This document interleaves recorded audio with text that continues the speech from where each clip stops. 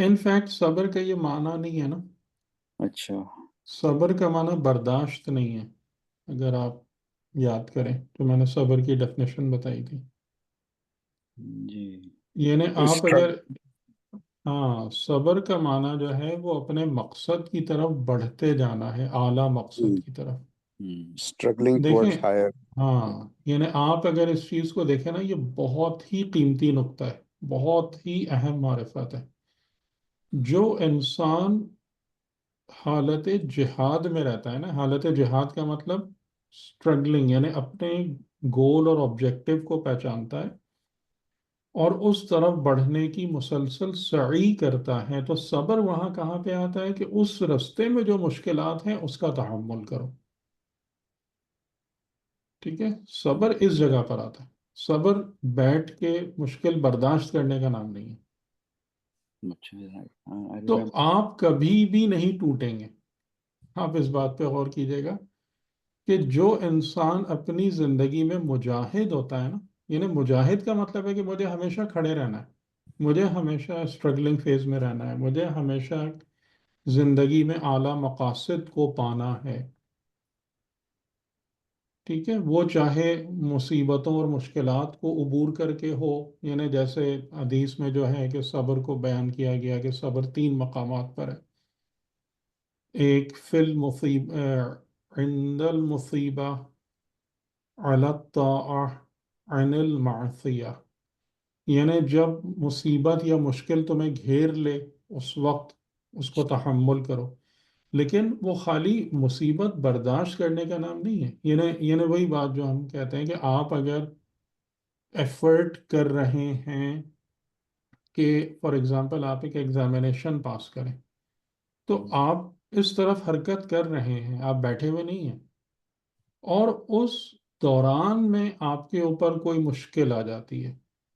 ٹھیک ہے، کوئی خدا نخواستہ فیملی میں پرابلم ہو جاتی ہے، کوئی فائنینشیل ڈیفیکلٹی آ جاتی ہے، تو آپ غور کریں کہ آپ اگر اس مصیبت کا مقابلہ کریں گے تو وہ ان دا کانٹیکسٹ آف اپنے اصل مقصد کریں گے. ہے نا؟ اس فرق کو سمجھ رہے ہیں نا کہ خالی ایک مصیبت کا مقابلہ کرنا اور ایک اعلیٰ مقصد کے لیے جد و جہد کرتے ہوئے مصیبتوں کا مقابلہ کرنا، ان دو باتوں میں فرق ہے یا نہیں ہے؟ جی بالکل. ٹھیک ہے، تو اس لیے جو صابر ہوتا ہے نا، یعنی حقیقتاً جو صابر شخص ہے وہ کبھی بھی نہیں ٹوٹتا.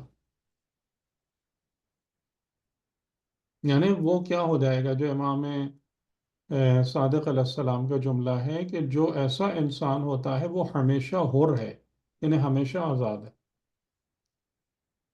وَلَوْ غُلِبَ أَوْ أُسِرَ أَوْ قُحِرَ، چاہے تم اس کو مغلوب کر لو، چاہے تم اس کو قید کر لو، چاہے تم اس کو زنجیروں میں باندھ لو، لیکن اس کی جو اسپرٹ ہے، جو اپنے اعلیٰ مقصد کی طرف مسلسل حرکت کر رہی ہے، یرن کر رہی ہے، وہ ہمیشہ آزاد ہے. جیسے آپ نے اس میں حضرت یوسف علیہ السلام کی مثال دی اس جملے کے بعد کہ حضرت یوسف علیہ السلام اتنے عرصے قید خانے میں رہے لیکن اس سے کوئی فرق نہیں پڑا ان کو. ان کی جو روح تھی، جو بلند اور اعلیٰ نفس تھا ان کا، اس کی کوالٹی میں کوئی فرق نہیں پڑا اس قید خانے سے. تو وہی ہے کہ یعنی معرفت اسی لیے ضروری ہے کہ ہم ہر چیز کے ٹرو میننگ جب سمجھیں گے نا، ٹرو اس کا پرسپیکٹو جانیں گے، تو پھر ہمارے لیے اس پر عمل کرنا آسان ہو جاتا ہے. ورنہ ہمارے پاس زیادہ تر مسئلہ یہی ہے کہ لفظ ہیں اور ان الفاظ کے معنی خود ہم نے اپنی مرضی کے سمجھے ہوئے ہیں یا معاشرے سے لیے ہوئے ہیں، نہ کہ دین سے، نہ کہ دین کی لغت سے. تو وہ سب ہمارے لیے پھر کوئی فائدہ ہی نہیں ہوتا، پھر ہم کہتے ہیں یہ دین میرے لیے بیکار ہے.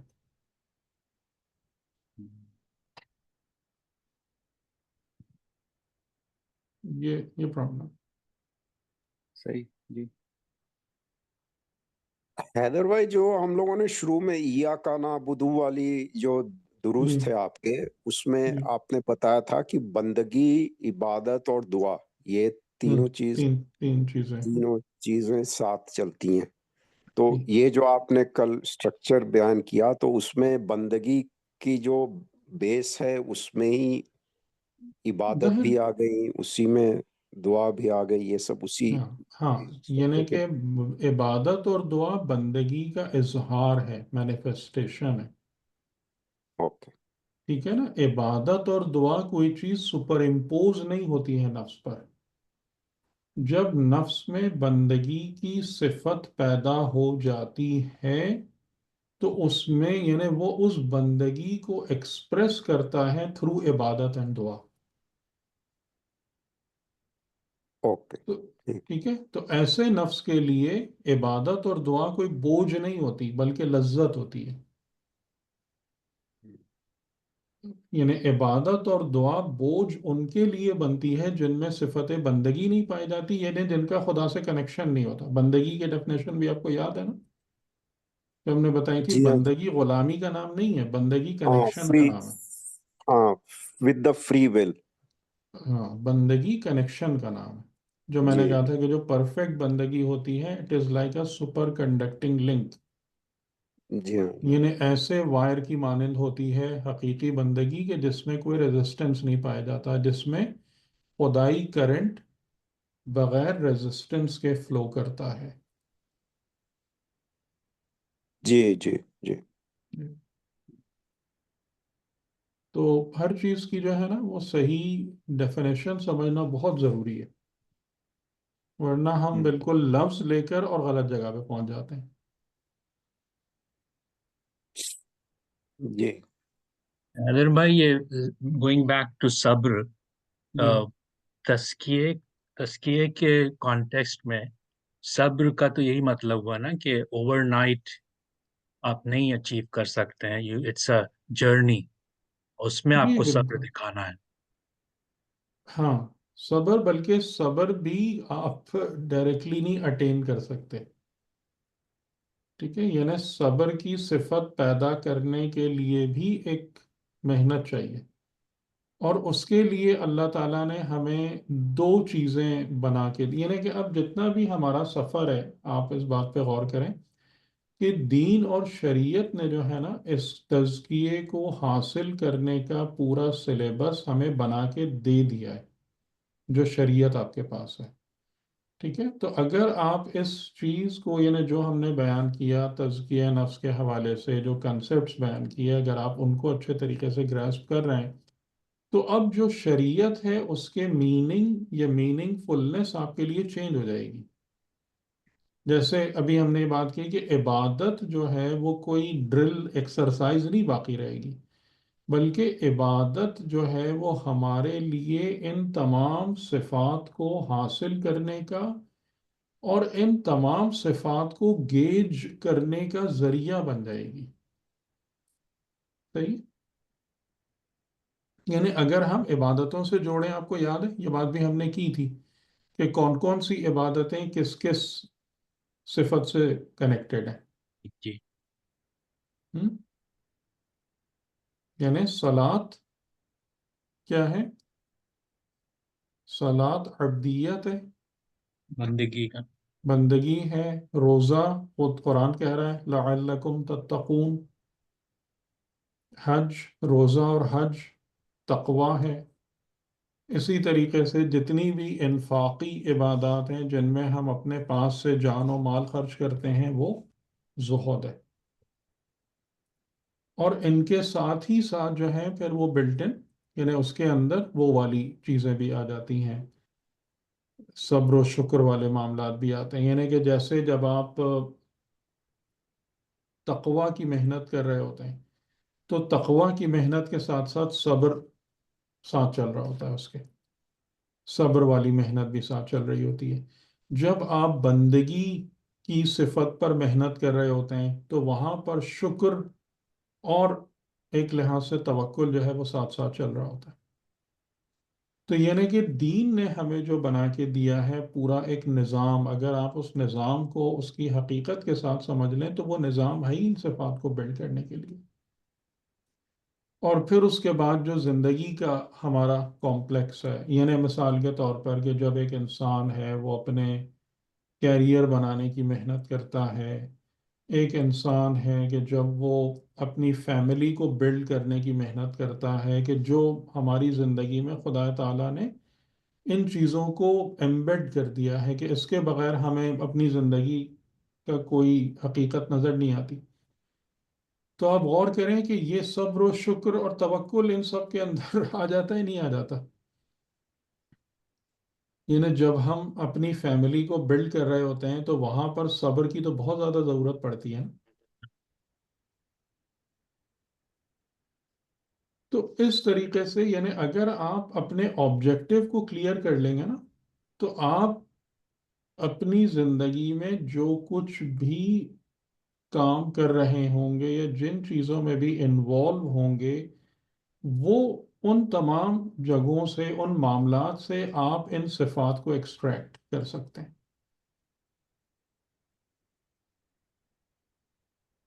یہ روزہ بھی حیدر بھائی تقوی کے ساتھ ساتھ صبر ہے؟ ہاں بالکل ہے. حج بھی یعنی تقوی، اگر وہی میں آپ سے کہہ رہا ہوں کہ تقوی کے ساتھ آپ اگر دیکھیں گے تو صبر تقوی کے ساتھ چل رہا ہے. اگر آپ بندگی کو دیکھیں گے تو بندگی کے ساتھ شکر، یعنی کہ انسان اچھی بندگی کر ہی نہیں سکتا جب تک خدا کا شکر گزار نہ ہو، اللہ کی نعمتوں کا شکر گزار نہیں ہوگا، ان کو ریئلائز نہیں کرے گا، ان کی ناشکری نہیں کرے گا، اس وقت تک انسان اچھی بندگی نہیں کر سکتا. آپ غور کریں، آپ اچھی نماز نہیں پڑھ سکتے اگر یہ خدا کی بارگاہ میں انگریٹفلنس والی بات ہے.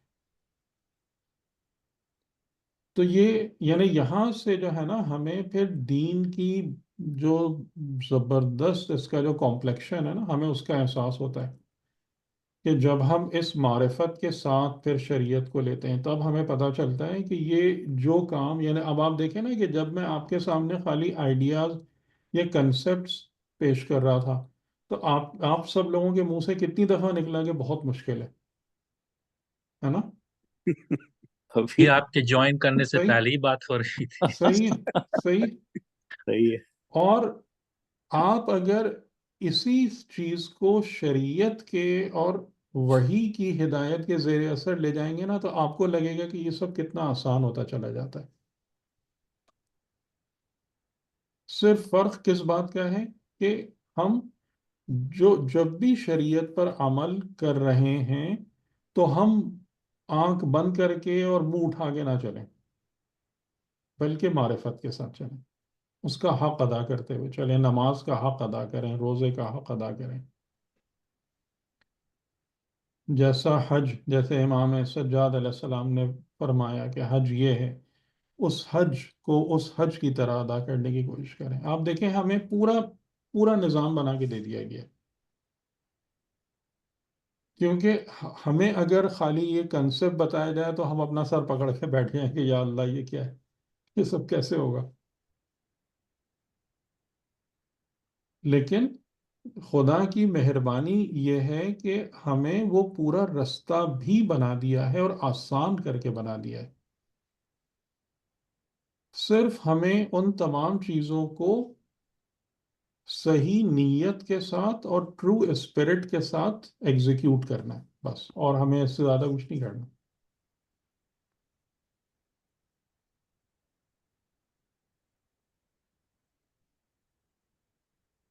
ٹھیک. تو اب ہم اسی طرف تھوڑا بڑھنا چاہتے ہیں کہ شریعت کا عبادات کا نظام تو آپ کو سمجھ میں آ گیا نا.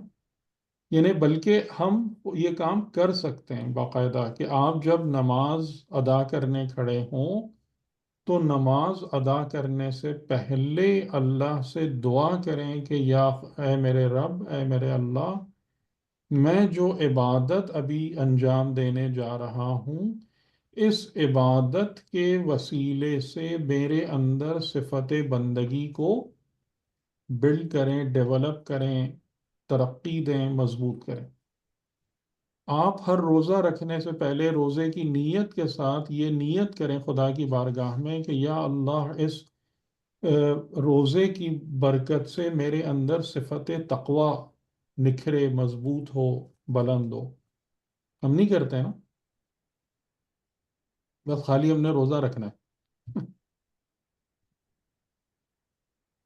اسی ہیں لیے ایسا۔ بھائی لوگ جیسے ہم حج کر کے آ جاتے ہیں اور قلب پہ کوئی اثر ہی نہیں پڑتا ہے. جی، دیٹس دا ریزن کہ آپ اس ڈائریکشن کام میں جو سوچ ہے ہی نہیں رہے، آپ اس سے الائنڈ ہی نہیں ہیں، خدائی جی فکر سے، دین کی فکر سے، ہے نا؟ یعنی کہ ہم اس چیز کو سمجھ ہی نہیں رہے کہ یہ سب کا سب کیوں بتایا گیا ہو ہے ہمیں۔ کیوں رہا ہے، یا احرام پہن رہے ہیں تو اس کا کیا ہوں، مطلب جی۔ ہے؟ تو ہمیں اگر یہ بات سمجھ میں آ رہی ہے تو ہم جب بھی خمس نکالیں، زکوٰۃ دیں یا صدقہ دیں، تو ہم خدا سے دعا کریں کہ یا اللہ اس عمل کے ذریعے سے لعب و لہو میں پھنسنا، اس سے مجھے بچانا، مال دنیا کی محبت میرے دل سے نکلے اس عمل کے ذریعے سے، جو اصل مقصد ہے انفاقی عبادات کا، کہ اپنے پاس سے خرچ کرو تاکہ یہ جو تم دنیا اور مال دنیا سے اٹیچمنٹ لگا کے بیٹھے ہوئے ہو یہ کم ہو۔ اور اس میں ایک پہلو جو ہے نا وہ شکر گزاری کا بھی ہے۔ وہ کیا ہے کہ یعنی آپ اس میں دیکھیں گے نا، یہ تمام صفات جو ہے نا، جو میں نے آپ کو فنڈامنٹل صفات بتائی ہیں نا، یہ ساری عبادات کے اندر موجود ہیں۔ یعنی جب آپ روزہ رکھتے ہیں، اور روزے میں یہ بات بتائی بھی جاتی ہے، یعنی جو علماء ہیں یہ بات بتاتے بھی ہیں کہ بھئی روزہ جب آپ رکھتے ہیں تو آپ کو دوسروں کی بھوک پیاس کا احساس ہوتا ہے۔ تو جب آپ کسی غریب کے پاس جاتے ہیں، آپ اگر اس بات کی ایفرٹ کرتے ہیں کہ میں روزے کو انفاق کے ساتھ ملا لوں، یعنی کہ میں کسی غریب کو افطار کراؤں، میں کسی جس کے گھر میں اچھا کھانا نہیں ہے، میں رمضان میں اس کے گھر میں اچھا کھانا پہنچا دوں، جیسے ہمارے ہاں لوگ راشن کا کرتے ہیں، لیکن بدقسمتی سے راشن بھی کرتے ہیں تو وہ منیمم لیول پہ، یہ نہیں سوچتے کہ راشن ایسا دیں کہ بھئی وہ خوش ہو جائے ماہ رمضان میں، یہ نہیں سوچ کے راشن دیتے، ٹھیک، بہرحال۔ تو یعنی آپ یہاں پر کیا کر رہے ہیں کہ روزے کی عبادت کے ساتھ جو ہے نا وہ انفاقی عبادتوں کو بھی ملا رہے ہیں۔ تو جب آپ اس کو انجام دیں گے تو آپ کے اندر ایڈیشنل بینیفٹ ہوگا کہ آپ اپنے آپ کو نعمتوں میں دیکھیں گے، اللہ کے بندوں کو پرابلمز میں دیکھ رہے ہوں گے، تو آپ کے اندر پھر وہ شکر والی حالت بھی آئے گی، ٹھیک۔ تو اگر ہم ان تمام عبادات کو ان کی ٹرو اسپرٹس کے ساتھ انجام دیں تو آپ دیکھیں گے کہ یہ جو میں نے 1+2+3 کا جو پورا کمپلیکس آپ کو بتایا ہے کہ جس پر پوری عمارت کھڑی ہوتی ہے انسان کے نفس کی، صفات کی، تو آپ دیکھیں گے کہ آپ کو عبادتوں میں ہر جگہ سے نا وہ صفات مل رہی ہیں، اور آپ باقاعدہ اس بارے میں کانشیس ہوں۔ یہ بہت ضروری ہے کہ ہاں میں نے اگر نماز ادا کی تو اللہ سے کنیکشن میں یعنی بندگی میں کچھ اضافہ ہوا یا نہیں ہوا، یا جیسے پہلے کھڑے ہوئے تھے وہی ویسے ہی نکل کے آ گیا نماز سے۔ ہم نے جو ماہ رمضان کے روزے رکھے اور رکھ رہے ہیں تو ہماری صفت تقوی یعنی خدا کی بارگاہ میں حاضری کا احساس، ہمارے اندر صبر والی کیفیت بڑھی یا نہیں بڑھی، ہمارے اندر اللہ کی نعمتوں پر شکر گزاری کے احساس میں اس حالت میں اضافہ ہوا یا نہیں ہوا، اس کی باقاعدہ مانیٹرنگ کرنی چاہیے ہم کو، اور یہی ہمارے ٹیک اویز ہیں، یہی ہمارے مین آؤٹ کمز ہیں۔ باقی وہ سب تھوڑی ہے کہ اتنی افطار پارٹی کر لی، اتنا کھلا دیا، اتنا پکا لیا، یہ سب کچھ تھوڑی ہے، یہ ہیں ٹیک اویز، ٹھیک۔ اور پھر اگر انسان، جیسا میں نے آپ کو رمضان سے پہلے بتایا تھا کہ اگر انسان اس رستے پہ چل رہا ہوتا ہے تو اسے یقیناً شب قدر میں کوئی نہ کوئی تحفہ ملتا ہے، پھر یعنی سمجھ لیں یہ خدا کی طرف سے ایسے انعامات ملتے ہیں۔ تو یہ سفر ہے نا ہمارے تزکیے اور اخلاق کا۔ تو اب چیزیں میں امید کرتا ہوں کہ تھوڑی سی آپ کو زیادہ آسان ہوتی ہوئی فیل ہوں گی کہ بھئی یہ سب کچھ تو ہم تو آلریڈی یہ سب کر رہے ہیں، لیکن اس طریقے سے کر رہے ہیں کہ اس کا ہمیں فائدہ نہیں ہو رہا۔ تو اب ہمیں کیا کرنا ہے کہ اپنے آپ کو یعنی ہمیں اپنی معرفت کی روشنی میں اس طریقے سے اپنے آپ کو مولڈ کرتے جانا ہے کہ وہ تمام کی تمام چیزیں جو ہم آلریڈی جس میں انوالو ہیں، جن کاموں کو انجام دے رہے ہیں، اس کا نتیجہ مجھے بہتر ملنا شروع ہو جائے۔ ابھی تک میں اس کو ویسٹ کر رہا تھا، میں اپنی نمازیں ضائع کر رہا تھا، میں اپنے روزے برباد کر رہا تھا۔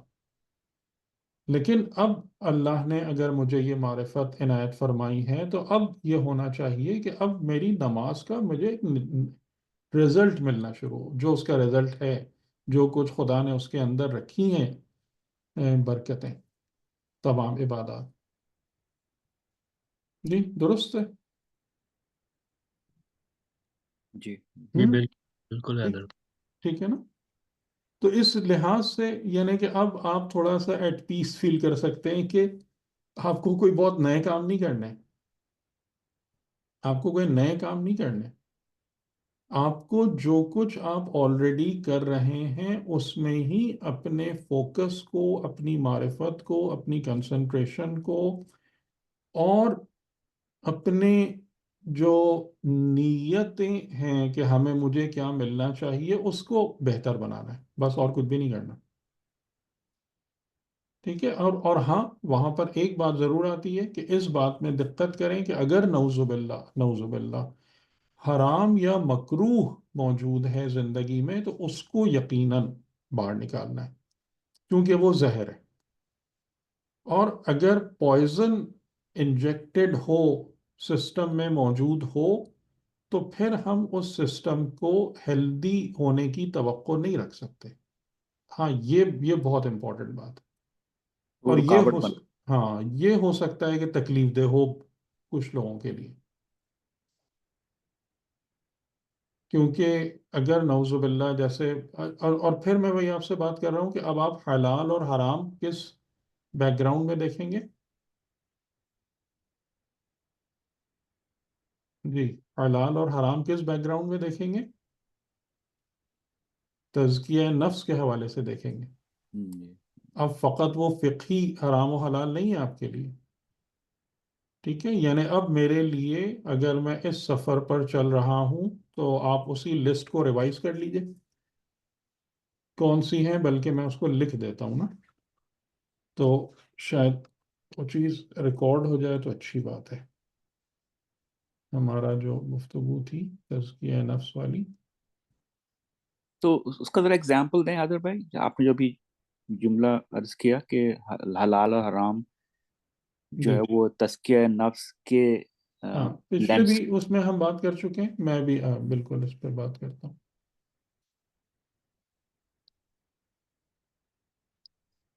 ہم،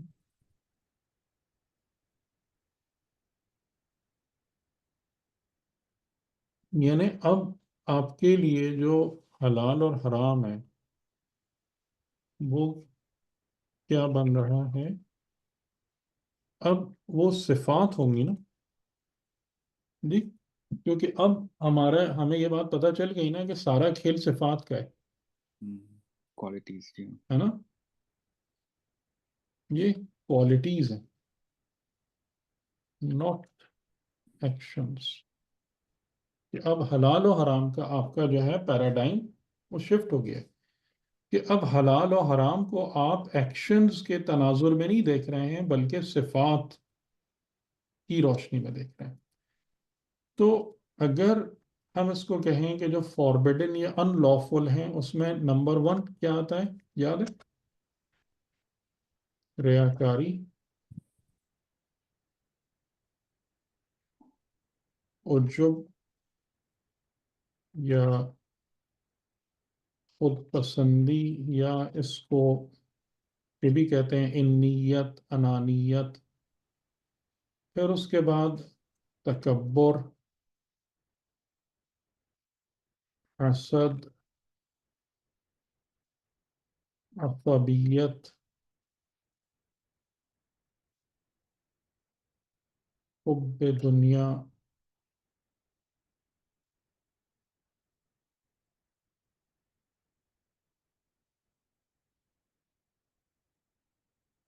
اور obviously hypocrisy یا منافقت جو بہت ہی خطرناک حرکت ہے، ill will towards others، یہ سب ہے۔ اب یہ تمام کی تمام چیزیں جو ہے نا، یہ پوری یہ جو لسٹ ہے، اور اس پر ہم نے تزکیہ نفس کے ہی اس میں جو ہمارے لیکچرز بھی ہیں اس میں ہم نے پوری تفصیل سے بات کی ہوئی ہے، ایک ایک صفت پہ 60 حدیث کی روشنی میں، جو امام خمینی کی کتاب ہے۔ اور ویسے اگر آپ کو وہ درس سننا چاہیں سلسلہ تو وہ درس سن لیں، ورنہ وہ کتاب پڑھ سکتے ہیں آپ۔ ٹھیک، تو یہ آپ کی حرام کی لسٹ ہے، اور یہ وہ نہیں ہے، یعنی ایگزاسٹیو لسٹ نہیں ہے بالکل، مگر میں نے مین چیزیں جو ہے نا وہ آپ کو بتا دی، اور اس کی بھی ڈیفینیشنز کے بارے میں کلیئر ہونا بہت ضروری ہے کہ مثلا ریاکاری کی جو تعریف ہے وہ یہ بنتی ہے کہ انسان اس بات کی ہمیشہ اس کے اندر یہ نیت رہے یا یہ خواہش پیدا ہوتی رہے کہ میرے ہر عمل پر لوگ میری تعریف کریں، میرے تمام کام لوگ دیکھیں، لوگوں کی نظروں کے سامنے ہوں، اور لوگ ان پر میری تعریف کریں۔ ٹھیک ہے، یہاں سے یعنی کہ یہ it is like a said جو پھر اور دوسری خرابیوں کو اگاتا ہے۔ ٹھیک ہے، تو اب آپ کے لیے جو حرام ہے نا، جس پر آپ کو نظر رکھنی ہے، وہ اس پر نظر رکھنی ہے۔ اور اسی لیے ہم نے جو گفتگو شروع کی تھی، یعنی آپ لوگوں سے، تو اس کو ہم نے اخلاقیات کے حوالے سے بات کی، لیکن وہ ہماری ویب سائٹ پر بہت تفصیل سے تقریباً آئی تھنک 81 لیکچرز ہیں اسی تزکیہ نفس پہ، اسی میں کیونکہ وہ بھی یہ آ جائے گا حیدر بھائی، وہ شہوت وغیرہ جو ہے، جو آیت بھی ہے کہ شیطان شہوت اور ہاں وہ قوتی حب سے۔ دنیا میں آتا ہے نا، اچھا، ٹھیک ٹھیک۔ حب دنیا، حب نفس، لمبی امیدیں۔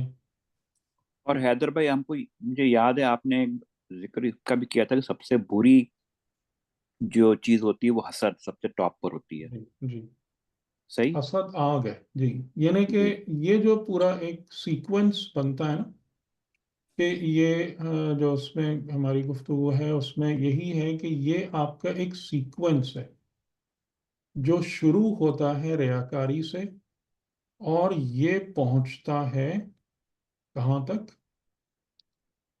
حسد تک، اور حسد پر پہنچ کر وہ خرابی اپنی انتہا تک آ جاتی ہے، کہ حسد صرف آگ ہے۔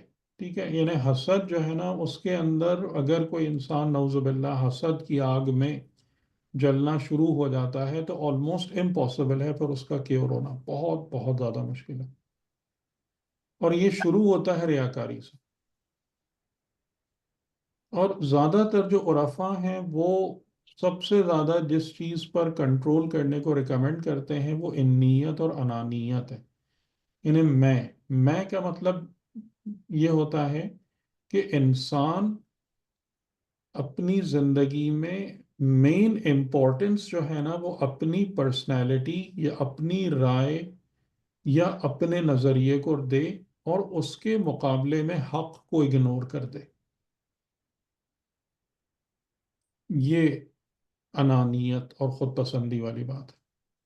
حیدر بھائی، غیظ یا غصہ اس لسٹ میں ایک ایڈیشنل آئٹم ہے یا انہی کے اندر چھپا نہیں ہوا ہے نہیں جو ہے، آپ نے؟ نہیں نہیں، ان میں ہے، ان میں ہے، اچھا آپ اس کو شامل کر سکتے ہیں۔ جیسے وہی میں نے کہا نا، یہ لسٹ وہ ایگزاسٹیو نہیں ہے، یعنی غضب، ٹھیک ہے، غضب یا غصہ، بلکہ غضب تو صحیح نہیں ہے، غصہ بہتر ہے، کیونکہ غضب تو بری چیز نہیں ہے اگر عدل میں ہو، غصہ بری چیز ہے جی۔ تو وہ اس میں آپ دیکھیے گا 60 حدیث کے، اگر آپ کتاب دیکھنا چاہیں کتاب دیکھ لیں، شروع کی 10 حدیثیں جو ہیں نا وہ اسی پر ہی ہیں، انہوں نے ابتدا میں انہی ساری صفات کا ذکر کیا ہے، اور اس کی انہی حدیثوں کی تشریح بیان کی ہے کہ جو یہی یعنی تزکیہ نفس کے حوالے سے حرام ہے۔ اور اگر آپ دوسری طرف جاتے ہیں تو وہاں سے تو اب آپ کو پتہ چلی گیا کہ جو اب آپ کے لیے حلال صفات ہیں وہ کون سی ہیں۔ حلال کے لفظ یہاں اچھا نہیں ہے، لیکن ہم اس کانٹیکس میں بیان کر رہے ہیں. وہ کیا ہے؟ یہی بندگی، تقوی، زہد، صبر، شکر، توکل. ٹھیک. اور ان تمام چیزوں کو لینے کے لیے آپ کے پاس دین نے کیا راستہ بتایا ہے؟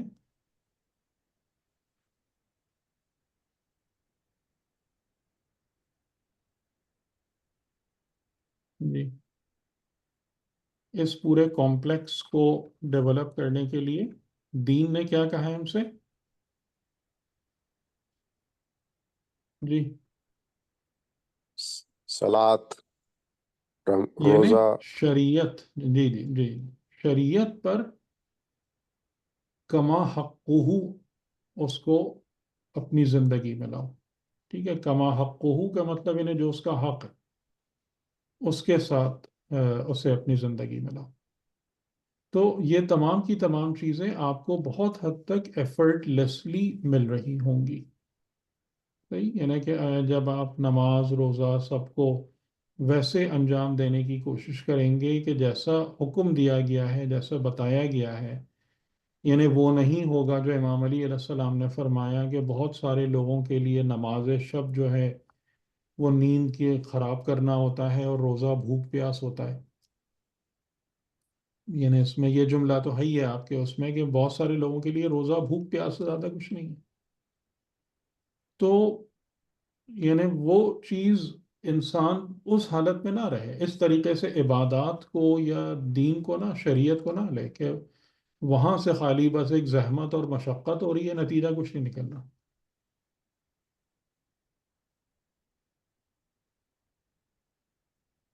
صحیح. اور یہ جیسے میں نے کہا تھا کہ یہ پیرلل اسٹریمز ہیں کہ آپ ان سے جو برائی حرام ہے اس کو باہر بھی نکالیں گے، انہیں کلین بھی کریں گے، پریونٹ بھی کریں گے، پروٹیکٹ بھی کریں گے اپنے نفس کو. کیونکہ یہ مطلب نہیں ہے کہ آپ نے اگر ابھی آپ سمجھیں کہ جی میرے اندر تکبر نہیں ہے یا مجھے کسی سے حسد فیل نہیں ہو رہا تو اس کا مطلب ہے میں آرام سے بیٹھ جاؤں. ایسا نہیں ہے. جب تک ہماری آخری سانس اس دنیا میں باقی ہے اس وقت تک ہم شیطان اور نفس امارہ کے حملوں سے محفوظ نہیں ہیں. یہ بات ہم کو اچھے طریقے سے سمجھنا چاہیے کہ مجھے اپنی زندگی کی آخری سانس تک اس تزکیے والی محنت کو کرنا ہے. ٹھیک. کہ انسان جو ہے یعنی شیطان انسان کو جہاں بھی غافل دیکھتا ہے نا وہ اٹیک کرتا ہے. جہاں بھی آپ اپنے گارڈز لفٹ کر دیں گے، جہاں بھی آپ سکون سے بیٹھ جائیں گے کہ خطرہ نہیں ہے، وہ فوراً اٹیک کرے گا. اس کا جو لشکر ہے جو اسی انتظار میں بیٹھا رہتا ہے وہ فوراً اپنی تمام چیزیں لے کر ہمارے پاس پہنچ جائیں گے. ٹھیک ہے. جیسے اس کی ایک مثال میں آپ کو دوں کہ ہم لوگ فار ایگزامپل میں جو ہوں نا سینٹر جانے لگا پابندی سے، میں نماز جماعت میں شریک ہونے لگا، میں گھر میں نماز شب پڑھنے لگا. اب میرے اندر یہ خیال پیدا ہونے لگا کہ دیکھو یہ سارے کے سارے کام جو ہے نا میں اچھے طریقے سے انجام دینے لگا ہوں اور یہ گویا کہ میری ایک عادت بن گئی ہے، میرا روٹین بن گیا ہے، تو اب شیطان میرا کیا کرے گا؟ اب تو میں نمازی ہو گیا ہوں، اب میں باتقوا ہو گیا ہوں. اب جو ہمارے دماغ تو یہی وہ موقع ہوتا ہے کہ جہاں پر شیطان کو اوپننگ ملتی ہے. اور جہاں بھی میں نے یعنی یہ اب میرے اندر کیا آ گئی، یہ انیت آ گئی کہ میں اس بات کو دیکھنا شروع ہو گیا یا میرے اندر یہ چیز پیدا ہونا شروع ہو گئی کہ یہ میں ہوں یا میری عبادت ہے جو مجھے پروٹیکٹ کر رہی ہے. آپ اس میرے جملے کو سمجھ رہے ہیں؟ کیونکہ نیت بھی آسان چیز نہیں ہے سمجھنا.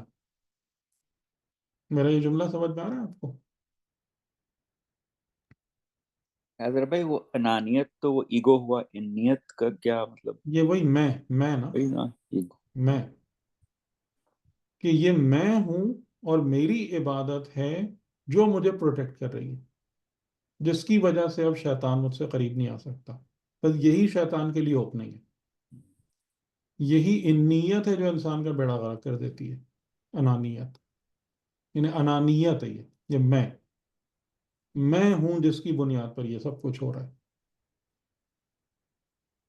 صحیح. اب بس اس کے بعد سے ہی، یعنی سب سے پہلے وہ کیا کرے گا، آپ کو آپ بتا سکتے ہیں کہ جو انسان جس میں یہ والی سوچ آ گئی تو کیا ہوگا؟ پھر وہ آپ کو ریاکاری میں پھنسائے گا کہ اب جو ہے نا کہ یہ تم تو اتنے نمازی ہو اور تم دیکھو اتنا وہ ہو. تو اب یہی جو ہوا بھرنا شروع ہوئی نا نمازی، اب یہ بات زبان پہ آئے گی کہ جی ہاں مجھے تو شام کو کسی کے پاس بیٹھنے کا موقع نہیں ملتا، اس لیے کہ میں تو جماعت میں پابندی سے حاضر ہوتا ہوں. ٹھیک. یا بات زبان پہ آئے گی کہ ہاں بھائی میں بالکل صبح صبح تو اس لیے شامل نہیں ہو سکتا کیونکہ میں نماز شب کے لیے اٹھ رہا ہوتا ہوں. اب یہ کیا ہے؟ آپ کہاں جا رہا ہے انسان؟ یہ ریاکاری کے ڈومین میں انٹر ہو رہا ہے. ٹھیک. پھر اس قسم کی باتیں، پھر وہاں سے وہ خود پسندی کہ ہاں بھائی واقعی میں، اور دو چار لوگوں نے تعریف کر دی کہ جی ماشاءاللہ آپ تو بڑے نمازی پرہیزگار ہیں اور آپ تو بڑے باتقوا ہیں. تو اب وہ دماغ میں ہوا بھرنا شروع ہوئی. اب وہ ریاکاری کس میں کنورٹ ہو گئی؟ وہ خود پسندی میں کنورٹ ہو گئی کہ میں خود ہی اپنے کو، اب یہ نہیں کہ میں اپنی بنیاد پر یا اپنے کو کسی چیز کی بنیاد یا محرک یا موٹیویٹر سمجھ رہا ہوں، اب میں اپنی تعریف کا قائل ہو گیا کہ میں تو واقعی بڑا قابل تعریف انسان ہوں. اب جب میں اپنی بہتری اور اپنی تعریف کا خیال میرے دماغ میں آ گیا تو اس سے کنیکٹڈ جو چیز ہوتی ہے، اب نیا شیطان نے زہر ڈالا کہ دیکھو دوسرے جو ہیں یہ فلاں ہیں، یہ تو نماز نہیں پڑھتے، یہ اتنی بڑی بڑی باتیں کرتے ہیں، یہ اپنے کو بہت قابل سمجھتے ہیں، یہ تو دیندار نہیں ہیں، عبادت گزار نہیں ہیں.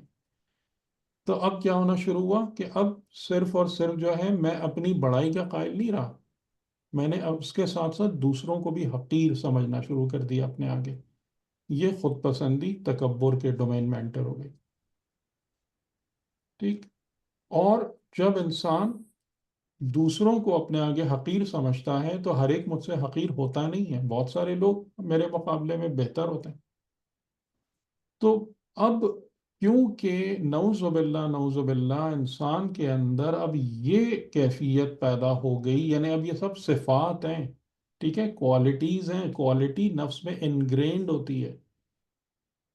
یہ بات ذہن میں رکھیے گا، کوالٹی اس چیز کو کہتے ہیں جو آپ کے نفس میں نقش ہو جاتی ہے. تو یہ صفت بن رہی ہے، یہ اب اتنی آسانی سے جائے گی نہیں. اب یہ خود پسندی اور تکبر، کیونکہ ہم نے 5 سال گزار دیے اسی حالت میں بغیر علاج کیے ان امراض قلبی کا، فی قلوبہم مرض، یہ قلب میں مرض جو کریٹ ہو رہے ہیں، جنریٹ ہو رہے ہیں. تو اب میری صفت یہ بن گئی ہے کہ جی میں سب سے بہتر ہوں اور دوسرے مجھ سے کمتر ہیں. اب یہ پاسبل نہیں ہے زندگی میں. یہ کیسے ہو سکتا ہے کہ میں سب سے بہتر ہوں؟ جو سب سے بہتر ہیں اور تھے انہوں نے کبھی اس طریقے سے بہیو نہیں کیا. ٹھیک. تو اب کیا ہوگا کہ اندر آگ لگنا شروع ہوگی.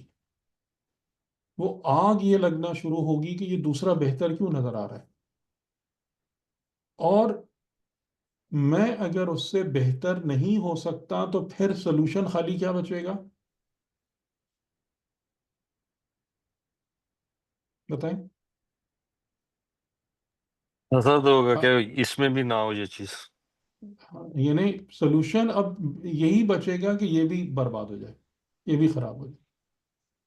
جیسے بڑی اچھی اچھی حکایتیں ہمارے بزرگان اور عرفا نے لکھی ہیں. شیخ سعدی نے واقعہ لکھا ہے کہ میں دمشق کی زیارتوں پہ تھا تو حضرت یحییٰ کے مزار پہ میں گیا تو وہاں میں نے دیکھا کہ ایک شخص ہے جو لنگڑا ہے، ایک پیر سے معذور ہے، اور وہ کھڑا ہو کے دعا کر رہا ہے کہ یا اللہ دنیا میں سارے انسانوں کو لنگڑا بنا دے.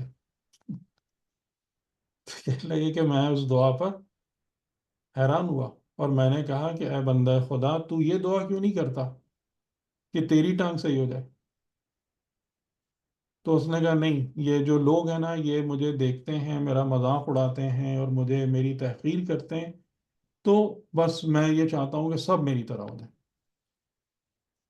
ٹھیک ہے، یہ کیفیت جو ہے نا دیٹ بیسٹ ڈیفائنز حسد. یہ آگ ہے، یہ آگ ہے.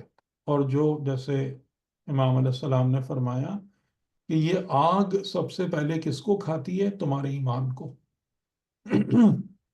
یہ آگ ایمان کو کھا جاتی ہے. ٹھیک، تو اب آپ کا جو حلال و حرام کی لسٹ ہے نا وہ بدل گئی ہے. اگر آپ اس تزکیہ نفس کے سفر پر روانہ ہوئے ہیں اور وہ آپ کا جو باغ ہے یا وہ جو پوری ایک الہی عمارت ہے وہ آپ کا کمپلیکس، آپ کا آبجیکٹو ہے، نہ کہ صرف کہ آپ کہیں جی میں جنت چلا جاؤں جہنم سے، یہ سب نہیں، کہ میں اپنے ہیومن پوٹینشل کو بہتر سے بہتر طریقے سے ایکچویٹ کروں. خدا نے میرے نفس کے اندر جو کوالٹیز، جو صلاحیتیں رکھی ہیں، ان صلاحیتوں کو میں صفات میں تبدیل کروں. جو قرآن کریم نے مثالیں دی ہیں کہ ایک جو اعلیٰ انسان ہوتا ہے اس کی مثال اس باغ کی سی ہوتی ہے جو بلندی پر ہوتا ہے، ہرا بھرا. میں اپنے نفس کو ویسا بنا لوں، شجرہ طیبہ کریٹ کر لوں، تو اب آپ کا حلال حرام یہ ہے. صحیح؟ اور اس کو پانے کا نسخہ، اس کو پانے کا رستہ شریعت اور حرام سے پاک زندگی. ٹھیک ہے، زندگی سے بھاگنا نہیں ہے کیونکہ زندگی آپ کا ایگزامینیشن پلیس ہے. زندگی وہ جگہ ہے جس کو امام علی علیہ السلام نے فرمایا کہ یہاں پر ہی تم تجارت کرو گے، یہاں پر ہی تم ڈیل کرو گے، یہاں پر ہی تم ایسٹ کماؤ گے. لیکن آپ کو اچھے طریقے سے پتا ہے نا کہ تجارت کے جو مارکیٹ پلیس ہوتی ہے وہ آپ کی ریزیڈنس نہیں ہوتی، وہ آپ کو رہنے کی نہیں سوچتے. آپ اپنا گھر مارکیٹ میں نہیں بناتے، تو آپ نے مارکیٹ کو مارکیٹ ہی سمجھنا ہے. تو آپ اس مارکیٹ میں جائیں گے جو دنیا ہے، یہاں پر آپ مثال کے طور پر لوگوں سے ڈیل کریں گے. ظاہر ہے کہ یہاں مارکیٹ میں ہمیں کیا کرنا ہے؟ مینلی ہمارا انٹریکشن ہے ود دا پیپل، لوگ. اور وہاں سے پھر ہمیں جو ہے نا یہ تمام کی تمام صفات کے بارے میں پتہ چلتا ہے کہ دنیا کی محبت کتنی ہے، غصہ کتنا ہے، منافقت کتنی ہے، دوسروں کے بارے میں اچھے برے خیالات کتنے ہیں. یہ سب چیزیں کب پتہ چلتی ہیں؟ جب آپ مارکیٹ میں جاتے ہیں، جب آپ لوگوں سے انٹریکٹ کرتے ہیں. گھر بیٹھ کے نہیں پتہ چلتی. تو یہ حکمت ہے کہ آپ کو بالکل آپ اپنی عملی زندگی میں جائیں گے، لیکن اب آپ عملی زندگی میں بھی جا رہے ہیں تو اس حساب کتاب کے ساتھ جا رہے ہیں. اب آپ وہاں فقط اس لیے نہیں جا رہے کہ مجھے اتنا کیریئر اپنا پروگرس کرنا ہے، اتنا پیسہ کمانا ہے، اتنا، یہ سب نہیں ہے. اگر یہ تمام کی تمام چیزیں بھی ہیں تو یہ آبجیکٹو سائڈ لائن پر ہیں، یہ پیریفیرل آبجیکٹیوز ہیں. مین آبجیکٹو یہ ہے کہ وہاں جا کر بھی آپ اپنی صفات کا حساب رکھیں گے کہ میں جب لوگوں کے درمیان ہوتا ہوں میں خدا کو کتنا یاد رکھ سکتا ہوں. یہ چیز جو ہے نا یہ تذکر، یہ آپ کی بندگی کو اسٹرانگ کرے گا. ٹھیک ہے، اینڈ سو آن.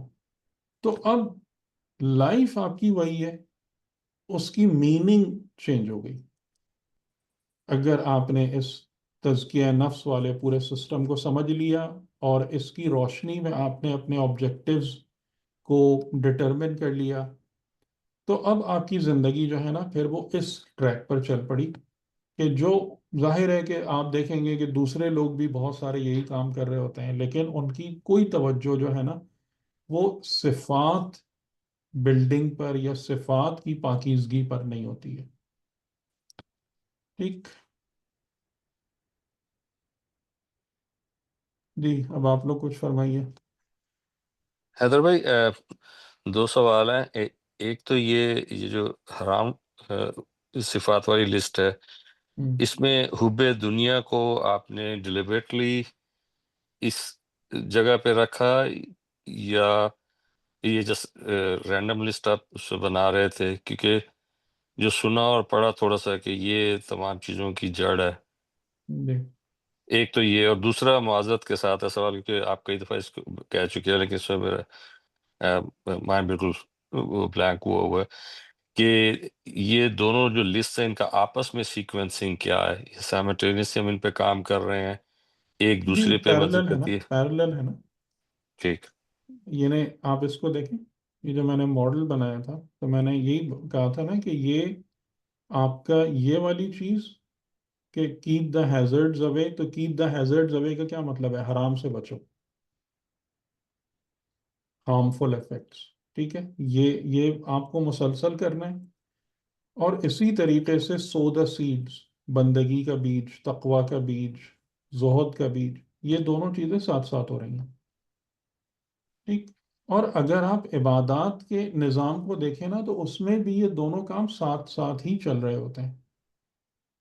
یعنی جب ہم فار ایگزامپل ابھی روزے سے ہیں یا روزہ رکھ رہے ہیں، تو روزے میں ہمیں اس بات کا بھی خیال رکھنا ہے کہ زبان سے برے لفظ نہ نکلیں، دماغ میں برے خیالات نہ آئیں. وہ نہ ہو کہ جی میں روزے میں ہوں تو اس لیے بڑا غصہ آ رہا ہے مجھے. اور اس کے ساتھ ساتھ جو ہے نا وہ عبادت بھی ہے، قرآن بھی ہے، تقوی کی محنت بھی ہے، وہ سب بھی ہے. تو یہ دونوں چیزیں پیرلل میں چل رہی ہیں. اور یہی فارمولا ہے کہ جب ہم اس چیز کو سمجھ رہے ہیں کہ جناب یہ نہیں ہو، یہ ہو، تو پھر یہ جو چیزیں ہیں یہ بیک وقت، اور یہ جیسا میں آپ سے بار بار کہہ رہا ہوں کہ دین نے یہ پورا نظام ہم کو بنا کے دے دیا ہے. ہمیں صرف اس سسٹم کے بارے میں پراپر معرفت اور اویئرنیس جنریٹ کرنے کی ضرورت ہے. یعنی وہی کہ جس کے لیے وہ آداب الصلاۃ اور وہ لکھی گئی اور وہ سب کیا گیا کہ بھئی صلاۃ پہچانو کہ کیا ہے، اور اس کے بعد صلاۃ کو انجام دو. یا جیسے آیت اللہ جوادی عاملی کا پورا دروس کا سلسلہ تھا جو میں نے پاکستان میں جس کو کور کیا تھا، ایک بک اسرار عبادات، حکمت عبادات، کہ جو کچھ بھی تم عبادتوں کو انجام دیتے ہو اس کی حکمتیں کیا ہیں، اس میں اسرار کیا ہیں، وہ عبادتیں کس لیے ہیں تمہارے پاس، ان کو کیسے انجام دینا ہے، ان سے ایکسٹریکٹ کیا کرنا ہے.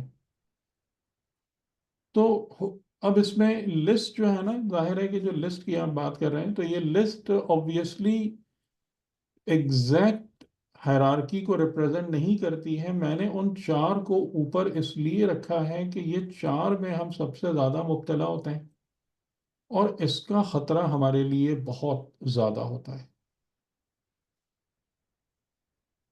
ورنہ اگر آپ اس کو دیکھیں تو حب دنیا اور یہ جو آخری تین ہے نا، یہ تین چیزیں بھی ایسی ہیں کہ جو ہماری لائف میں ہمیں بہت زیادہ امپیکٹ کر رہی ہوتی ہیں. کسی نہ کسی درجے پر منافقت، لوگوں کے لیے اچھا نہ سوچنا، ال ول رکھنا، اور حب دنیا. جی یعنی آپ ان سب کو بیک وقت سوچئے، لسٹ کے طور پہ نہ سوچیں، میں یہ کہوں گا.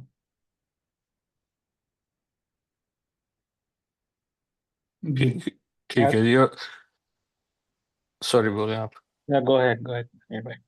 نہیں نہیں، آپ کریں، میں اپنا حصہ لے چکا. نہ آپ ختم کریں بات اپنی انویر بھائی. میں بس وہ حیدر سے پوچھنے لگا تھا کہ آیت اللہ جوادی عاملی کی جو کتاب کا آپ نے ذکر کیا ہے، اس کا اردو یا انگلش ٹرانسلیشن ہے؟ پتہ نہیں، سرچ کر لیں، مجھے معلوم نہیں ہے اچھا جی. کیونکہ میں نہیں پڑھتا نا ٹرانسلیشن، تو میں اس بارے میں زیادہ وہ بھی تگ و دو بھی نہیں کرتا. یہ کتاب فارسی میں ہے حیدر بھائی؟ جی فارسی میں.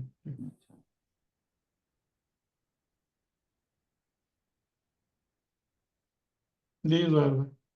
جی حیدر بھائی، جب ہم لوگ اخلاقیات پہ ڈسکشن کر رہے تھے جی تو اس میں آپ نے جو یہ فرسٹ فور چیز جو ہے حرام کی، وہ ہم، ابلیس کا آپ نے اگزامپل دیا تھا. جی جی اس جی میں یہ سب چیز تھی جو اللہ کو ہوں برا. ہاں بالکل جی، اسی لیے یعنی کہ بہت ساری چیزیں تو ہمارے جو اس میں ڈسکشن میں لائک اے ریمائنڈر ہے نا، جی جی جی یعنی جس کی تفصیلات ڈیٹیلز تو یعنی آپ ریکال کر سکتے ہیں جی. پچھلی اور گفتگو سے۔ اور یہ عصبیت کیا ہوا؟ عصبیت، ہاں یہ بہت امپورٹنٹ ہے یہ چیز۔ عصبہ کہتے ہیں گروہ کو یا گروپ کو، تو عصبیت کا معنی یہ ہوتا ہے کہ انسان گروپ کی بنا پر فیصلے کرے irrespective آف ٹروتھ، یعنی جو ہمارے پاکستان میں جو کہتے ہیں قبیلہ گرائیں، میرے قوم والا، میری برادری والا، اب وہ قوم اور برادری والا ہے تو باقی سب بھول گئے کیا صحیح ہے کیا غلط ہے، جو وہ کہہ رہا ہے وہی صحیح ہے، اور جس کو میری برادری کہہ رہی ہے غلط ہے وہ غلط ہے، چاہے وہ کتنا ہی جھوٹ کیوں نہ ہو۔ یہ عصبیت ہے، اور اس کے بارے میں خود یعنی یہ انہوں نے خیال ہے 6 یا 7ویں حدیث ہے چیل حدیث کے اندر کتاب میں، اور انہوں نے جس حدیث کو وہاں پر وہ بنایا ہے، موضوع عنوان بنایا ہے، تو اس میں رسول اللہ فرما رہے ہیں کہ جس میں صفت عصبیت پائی جائے گی تو خدا اسے ایام جاہلیت کے عربوں کے ساتھ محشور کرے گا، کیونکہ یہ ان کی مین کوالٹی تھی کہ ان کے پاس رائٹ اور رانگ کا کوئی کنسپٹ نہیں تھا، بس خالی قوم قبیلہ۔ یہ عصبیت ہے۔ وہ حیدر بھائی ایک پریکٹیکل چیز، دو چیزیں آپ سے پوچھنی تھی۔ جی ایک تو یہ کہ اگر یہ جو پرابلمیٹکس ہیں ہم، جو حرام کی لسٹ میں آ رہی ہیں، اگر یہ آدمی کے اندر ہیں، ہم، موجود ہیں ابھی، ہم، تو اس ہم۔ کی وجہ سے تو ہماری باقی چیزیں جو ہم اگر کوشش کریں گے، بندگی، تقوی، زہد وغیرہ، تو دے ول بی اے بیریئر۔ تو اس کی پہلا کوالٹی تو میں فرق پڑے گا۔ جی بالکل۔ جی، تو پہلے تو ہمیں اس چیز کو اپنے اندر سے نکالنا ہے، تو اس ہم، کے لیے جو پریکٹیکل سٹیپس کیا، اگر کچھ اس طرح کا مطلب کہ کریں کہ مطلب کہ اب جیسے مان لیجئے میں نماز پڑھتا ہوں، دوسرا نماز نہیں پڑھتا، میرے اندر سوچ آ گئی کہ یار یہ تو نمازی ہے نہیں، بس ایسی، ہم، تو ہم۔ میری نماز گئی، مطلب میں جو یعنی اب یہ ہم نہیں کہہ سکتے، لیکن یہ دیکھیں تمام چیزوں کا جو حل ہے نا وہ فوری توبہ ہے، ٹھیک ہے؟ یعنی کہ آپ کی معرفت کا سب سے بڑا فائدہ یہ ہوتا ہے کہ آپ کے اندر گیجز اور بیرومیٹرز انسٹال ہو جاتے ہیں، صحیح؟ یعنی پہلے تو ہم ڈیٹیکٹ ہی نہیں کر پا رہے تھے نا کہ میرے اندر ریاکاری چل رہی ہے یا نعوذ باللہ تکبر چل رہا ہے، یہ سب ہو رہا ہے، پہلے تو پتہ ہی نہیں تھا، پہلے تو ہم لائف کے نارمل طریقوں کے ساتھ اس کو چلا رہے تھے، صحیح ہے نا؟ ہاں ٹھیک بات ہے، ٹھیک ہے کہ ٹھیک۔ یہ تو ہے ہی ہے کہ مطلب کسی کا مذاق اڑا دو، کسی کی عزت اتار دو، کسی کو ذلیل کر دو، وہ جیسے ہم کہتے ہیں ریکارڈ لگا دی ہوئی، تو کوئی بات ہی نہیں ہے، تو نارمل لائف ہے۔ لیکن اب ہمیں پتہ چل گیا کہ یہ خطرناک قسم کے حرام ہیں، یہ اخلاقی اعتبار سے، تزکیے کے لحاظ سے۔ تو سب سے پہلا اس فائدہ تو آپ کو یہ ہو رہا ہے کہ آپ کے اندر وہ گیجز لگ گئے، ٹھیک۔ جی اس کے بعد جو دوسرا کام جو ہمیں کرنا ہے کہ جیسے ہی ہمیں اس کی تکلیف محسوس ہو، اور ظاہر ہے اب آپ کو فوراً احساس ہوگا، آپ توبہ میں کوئی دیر نہ کریں، ٹھیک ہے؟ یہ ہے اصل پریکٹیکل حل، توبہ، توبہ۔ توبہ کا کیا پروسیس، مطلب ہم اللہ سے اسی وقت مطلب کہ معاف کر یا آپ جائیں، کیسے؟ ہم، جی جی بولیے۔ یعنی کہ آپ فوراً سب سے پہلے تو استغفار، یعنی دل میں نادم ہو، ٹھیک ہے؟ انسان سچے دل سے نادم ہو، خدا کی بارگاہ میں معافی مانگے، ارادہ کرے یا اللہ میں یہ کام نہیں کروں گا دوبارہ، مجھ سے یہ غلطی ہوئی، مجھے معاف کر دیں، میری مغفرت کر دیں، میں یہ کام نہیں کروں گا، عزم کریں اپنے اندر۔ اور اگر خدا نہ خواستہ وہ چیز ریپیٹ ہوتی ہے تو پھر اس ریپیٹیشن کے نتیجے میں اپنے آپ کو کوئی پنشمنٹ دیں تاکہ وہ آپ کو یاد رہے۔ پنشمنٹ کا مطلب یہ ہے کہ پھر مجھے صدقہ کرنا ہے کچھ، یا مجھے کسی کی جا کے خدمت کرنی ہے، یا مجھے ایک روزہ رکھنا ہے، یا مجھے ایکسٹرا 8 رکعت نماز پڑھنی ہے. جی تو اس طریقے سے یہ فائدہ ہوگا، یعنی آپ کی معرفت آپ کو یہ فائدہ دے گی کہ اب آپ چیزوں کو، یعنی آپ کی جو چھلنی ہے نا، وہ اب آپ کی اتنی موٹے سوراخوں والی نہیں ہے کہ سب کچھ ہی نکل رہا تھا اس میں سے. اب آپ پکڑ سکتے ہیں جو بھی خرابی والی چیز ہے، اور جیسے ہی خرابی نظر آئے، سمجھ میں آئے، اس کو فوراً توبہ کے ذریعے سے، معافی اور مغفرت کے ذریعے سے اس کا علاج کرنا ہے. اور اگر ہمیں لگے کہ جی ہم نہیں کر پا رہے، تو پھر اس میں پھر جس کو کہتے ہیں معاتبہ، یعنی اپنے کو سختی میں ڈالو اور اس بات کو اپنے کو ریمائنڈ کراؤ کہ دیکھو یہ جو میں نے غلطی کی تھی اس وجہ سے میں اپنے آپ پر یہ مشقت ڈال رہا ہوں، تو وہ بات یاد رہے گی پھر. اور اس کے علاوہ یعنی کہ جو اصل حل ہے وہ پریونشن بیٹر دین کیور والا حل ہے. تو پریونشن کے طور پر جو ہے نا، یعنی وہی ہے کہ آپ اپنی زندگی سے جو جہاں جہاں بھی مکروہات ہیں، خرابیاں ہیں، ان کو دور کریں. یعنی جیسے مثال کے طور پر اب ایک چیز میں آپ کو بتاؤں، اب یہ تمام باتیں ہمارے لیے بہت عجیب سی ہیں کہ جب رسول خدا نے اپنے اصحاب کو غیبت اور تہمت اور یہ سب جو زبان کے گناہ ہیں ان کی طرف سے آپ نے جب اس کا عذاب بتایا اور وہ کیا، تو بعض اصحاب جو تھے، جو یعنی واقعاً اپنی تربیت میں انٹرسٹڈ تھے، وہ اپنے منہ میں کنکر رکھتے تھے، پتھر، کہ منہ سے بول ہی نہ سکیں. یعنی یہ جو الا بلا فضول گوئی جیسے عادت پڑی ہوتی ہے نا، ادھر ایک جملہ بول دیا، ادھر 2 جملے بول دیے، فضول باتیں، اور اسی میں ہی پھر گناہ کی باتیں شامل ہونے لگتی ہیں. تو اب ہمیں لگتا ہے یار یہ تو پتہ نہیں کیا ایکسٹریمسٹ قسم کے طریقے، کہ یعنی صرف جب کام کی بات کرنی ہے تو منہ سے پتھر نکالیں، ورنہ منہ میں پتھر پڑا رہے، زبان ہلے ہی نہ. باپ رے.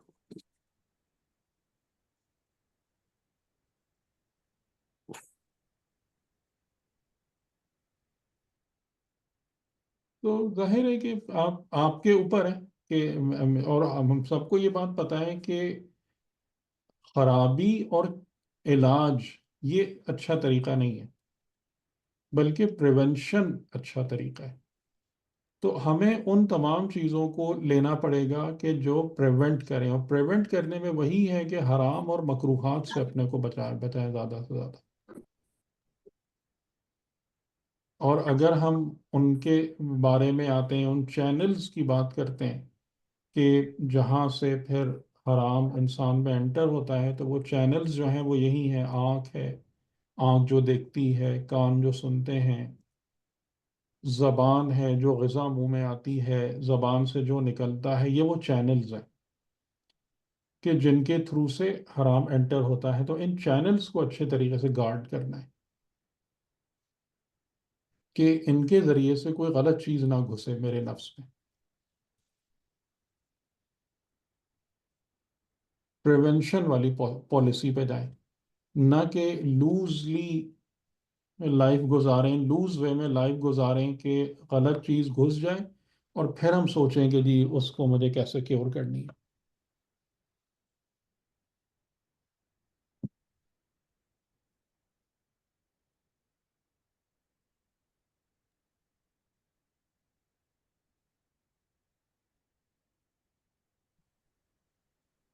جی.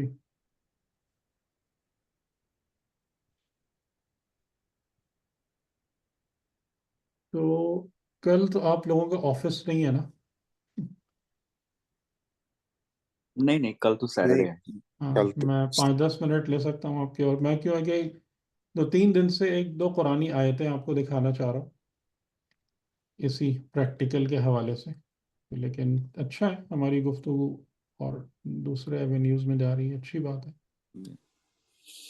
اور جو اچھا. آپ نے جو خط شیئر کیا ہے اس پر کچھ ہاں، وہ میں پورا ترجمہ کر لوں، یعنی کہ یہ تو اس کا ایک پارٹ تھا، ایک پیراگراف.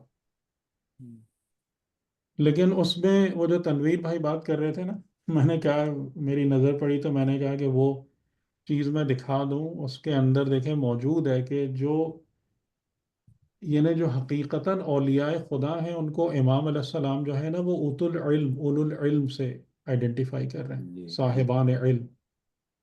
اور وہ صاحبان علم جو انبیاء کے سائے میں ہوتے ہیں، جو انبیاء کے وارث ہوتے ہیں، وہی اصل میں اولیاء الہی ہیں. آپ دیکھیں اس کا جملہ کیا ہے، وہ اپنا خون دیتے ہیں تاکہ لوگوں کو ہلاکت سے باہر نکالیں.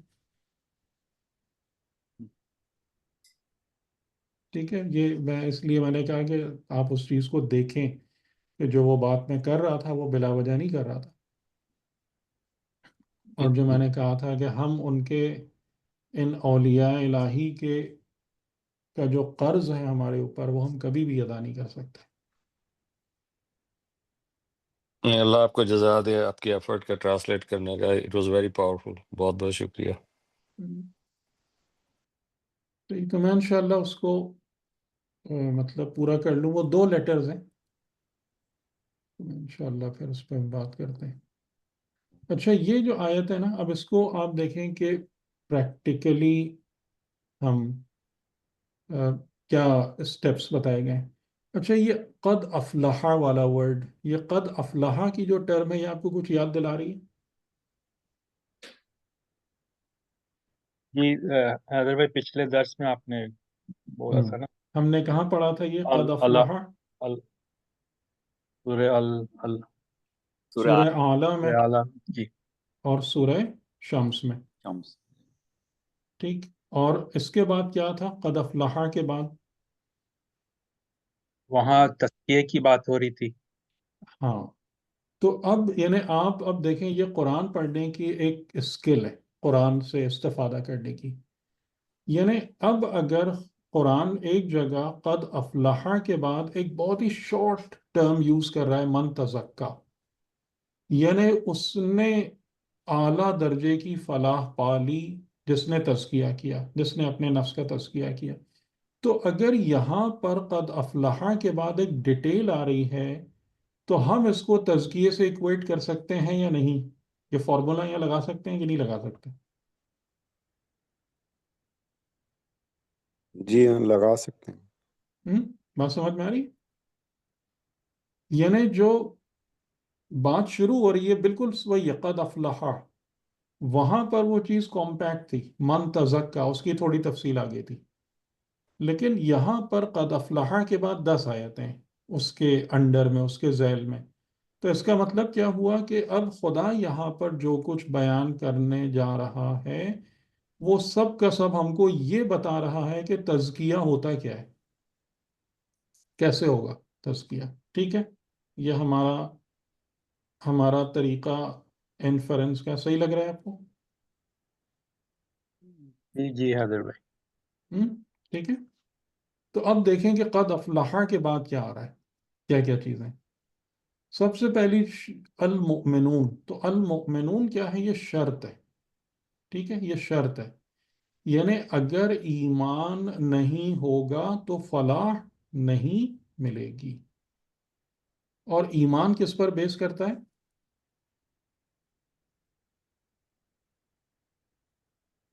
ایمان کس پر بیس کرتا ہے؟ کیا ایمان کا مطلب بس یہ ہے کہ میں نے مان لیا کہ خدا ہے؟ ایمان کی بنیاد کس پر ہے؟ ٹروتھ پہ. نہیں، ہمارے اعتبار سے وہ تو ہے ٹروتھ پہ، فار اس. وہی الہی ایمان.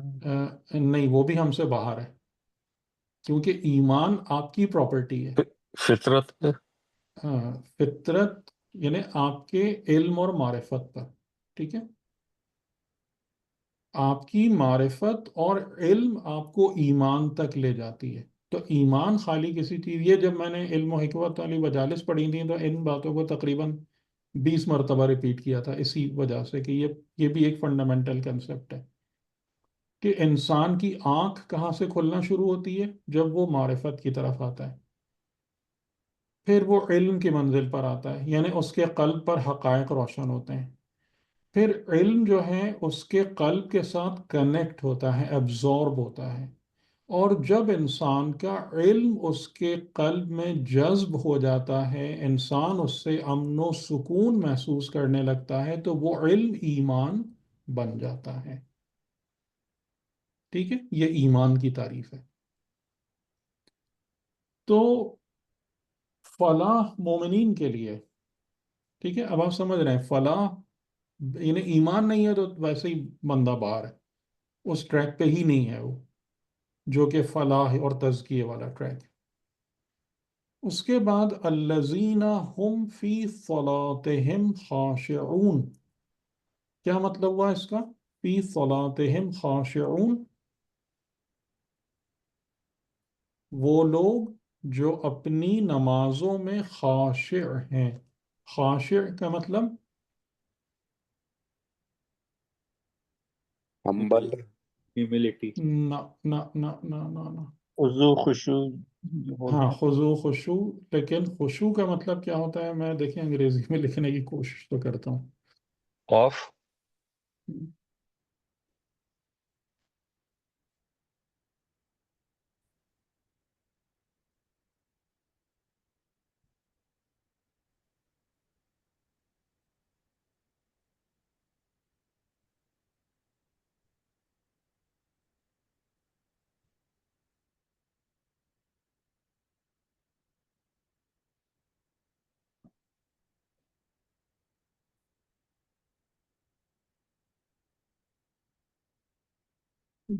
خشوع کا مطلب ہوتا ہے قلب کا جھک جانا۔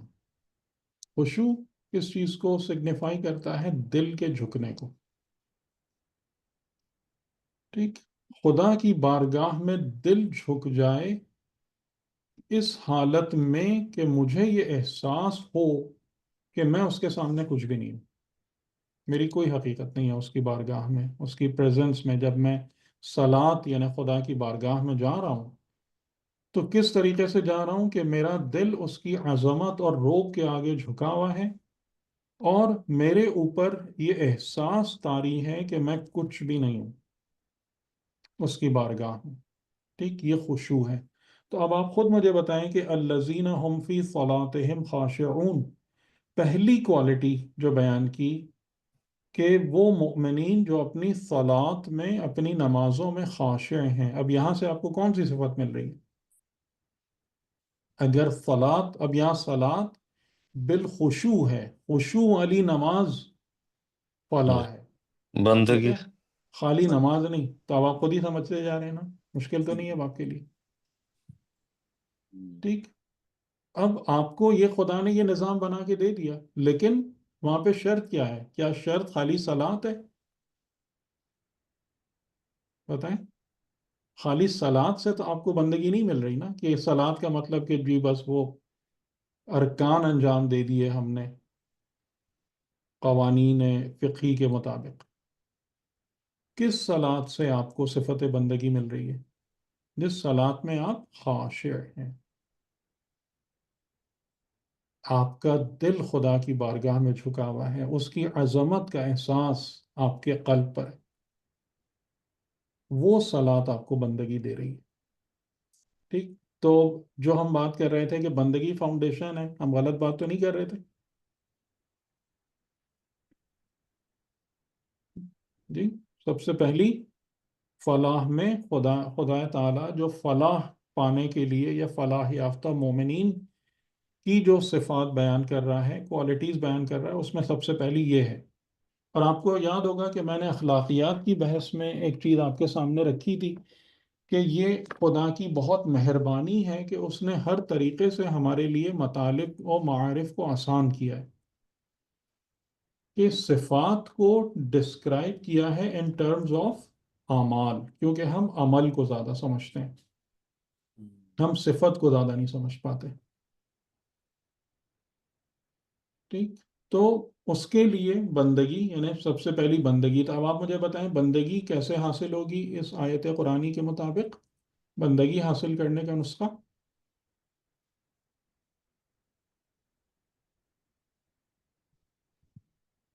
جی، اپنی نماز میں خاشع ہو۔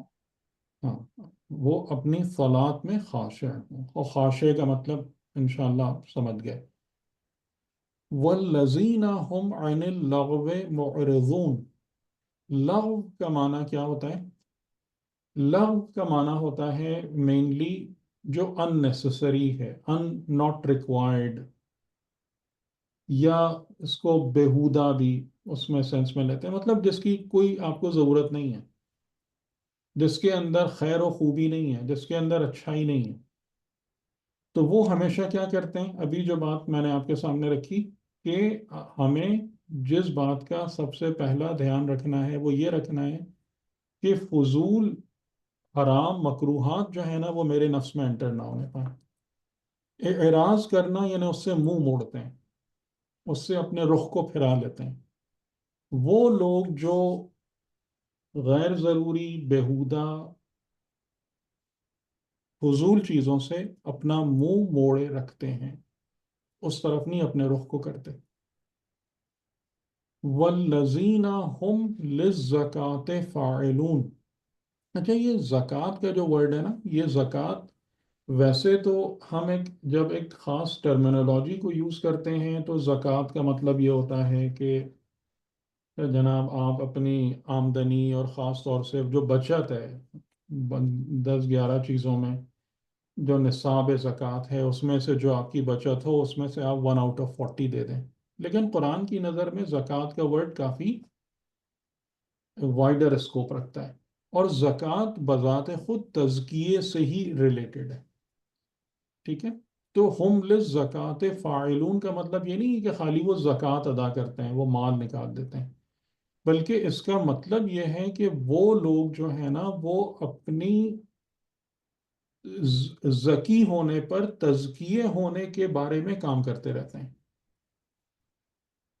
زکوٰۃ کا تعلق تزکیے سے ہے، اور اگر ہم مالی عبادات کے حوالے سے دیکھیں تو وہی جو بات میں نے آپ سے کی تھی کہ مالی عبادات کو زکوٰۃ کے لفظ کے ساتھ اس لیے جوڑا گیا ہے کہ مالی عبادات انسان کے قلب کو دنیا کی محبت سے، مال کی محبت سے پاک کرتی ہیں، اس کا تزکیہ کرتی ہیں، ٹھیک ہے؟ جیسے نماز کے لیے لفظ صلاۃ اس لیے استعمال کیا گیا ہے کہ صلاۃ یعنی جو اس سے ریلیٹڈ ہے کہ قربت، وصال، تو یعنی کہ یہ عمل جو ہے یہ تمہارے لیے خدا کی قربت اور وصال کا سبب بنتا ہے۔ تو یہ ورڈز جو ہے نا یہ خاص طور سے، یعنی بعد میں ٹھیک ہے اس کی ایک ایسی ٹرمینالوجی بن گئی کہ ہم اس کو ایک خاص ایپلیکیشن کے طور پر لینے لگے، لیکن ان ورڈز کے جو اپنے میننگز ہیں وہ ظاہر خالی اس اصطلاح میں پھنسے ہوئے نہیں ہیں۔ تو وہ لوگ جو اپنی زکوٰۃ پر، یعنی اگر ہم اس کو اس سینس میں بھی لیں تو یعنی کہ وہ لوگ جو مالی اور انفاقی عبادات کو انجام دیتے ہیں تاکہ ان کے قلوب کا تزکیہ ہو۔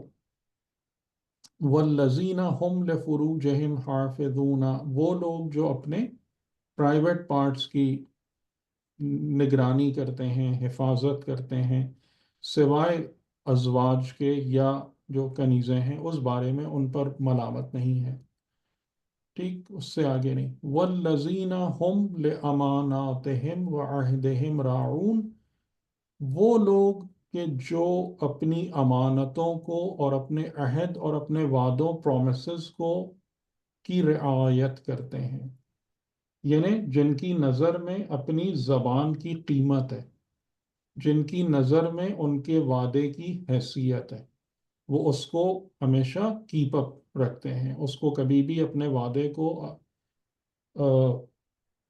کی بے وفائی نہیں کرتے اور امانتوں میں خیانت نہیں کرتے، ٹھیک؟ تو یہاں سے آپ کو کون سی صفت مل رہی ہے امانات اور عہد کی رعایت کرنے سے؟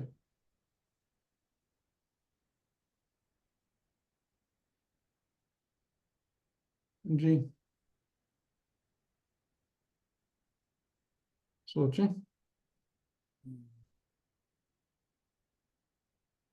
truthfulness.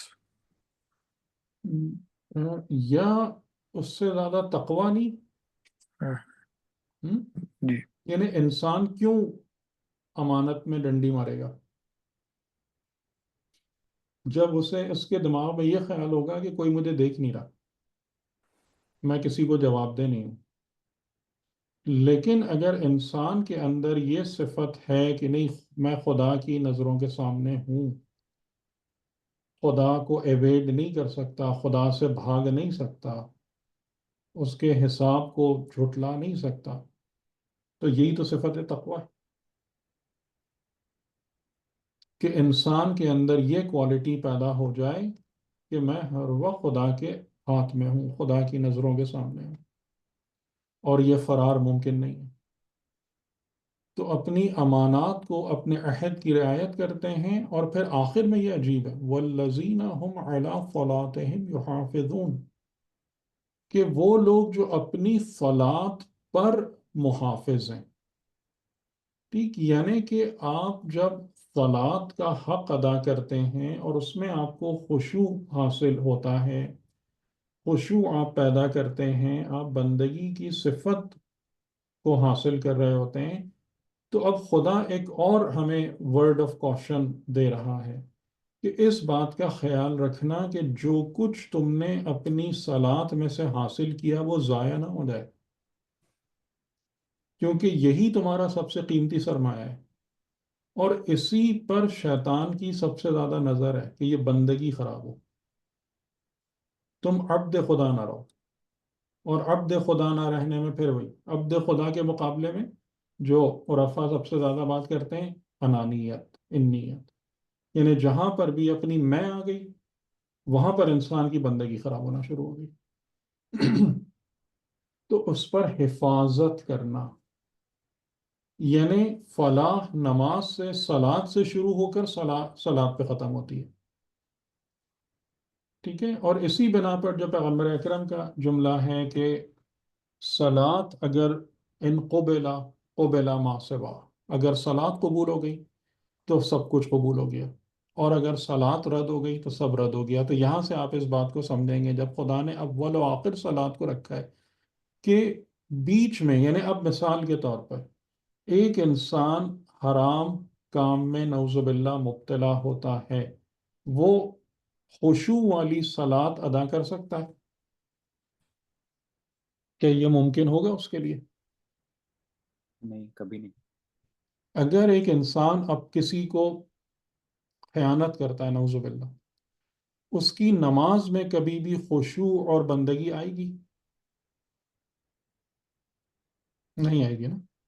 اس کا مطلب یہ ہے کہ یہاں پر ہم کو ایک عجیب معرفت مل رہی ہے کہ اگر انسان، یعنی مومن، انسان تو نہیں، مومن، کیونکہ مومن کی شرط سب سے پہلے لگ گئی، اگر مومن اپنی نمازوں میں خشوع کی طرف توجہ کرے اور اپنی نماز میں نگراں رہے، واچفل رہے کہ یہ جو صفت بندگی ہے یہ خراب نہیں ہو رہی ہے، میری ہر نماز ایک عبد کی حیثیت سے ادا ہو رہی ہے، تو اس کی پوری زندگی اس کے سائے میں صحیح ہو جائے گی. ہم یہ نتیجہ نکال سکتے ہیں ان آیتوں سے؟ جی، کیونکہ اگر آپ کو اپنی خشوع، آپ کو یعنی کہ اگر کوئی بھی غلط کام، میری نظر کسی غلط طرف اٹھی، میرے دماغ میں فوراً آئے گا کہ میری اگلی نماز خراب ہو جائے گی. اگر میں نے زبان سے، نگاہ سے، سماعت سے کسی بھی حرام کو یا لغو کو، بیہودہ چیز کو اپنے اندر انٹر ہونے دیا، تو اس کا لازمی نتیجہ مجھے کہاں دکھے گا؟ میری نماز میں دکھے گا. خشوع خراب ہو جائے گا، بندگی خراب ہو جائے گی. تو اگر انسان اپنی صلات پر محافظ ہو جائے، بن جائے، تو اللہ تعالیٰ نے یہ جتنی بھی باقی چیزیں ہیں نا، باقی جتنی بھی چیزیں ہیں ان کو ان دو کے درمیان رکھا ہے کہ صلات میں خشوع اور صلات پر حفاظت تمہاری پوری زندگی کو سنوار دے گی. اور اسی چیز کا جو رسول خدا نے بھی فرمایا کہ الصلاۃ معراج المؤمن، کہ یہ صلات ہے جو مومن کی معراج ہے. یہ صلات ہے کہ جو ایک بہتے ہوئے پانی کا چشمہ ہے کہ اگر تم اس میں دن میں 5 دفعہ غسل کرو تو بدن پر کوئی میل کچیل باقی نہیں رہے گا. ٹھیک، تو نسخہ بھی سمجھ میں آ رہا ہے آپ کو پریکٹیکل؟ تو اس آیت کو آپ بالکل ایکویٹ کر سکتے ہیں. یعنی اب ہم نے جتنی یہ چیزیں پڑھیں 7 آیتوں میں، الذین هم فی صلاتہم خاشعون، بلکہ المؤمنون سے لے کر قد افلحا کے بعد، اب اس سب کو اٹھائیے اور قد افلحا کے بعد جو من تزکا ہے نا اس کی جگہ جا کے رکھ دیجئے. تو یہ کیا ہے؟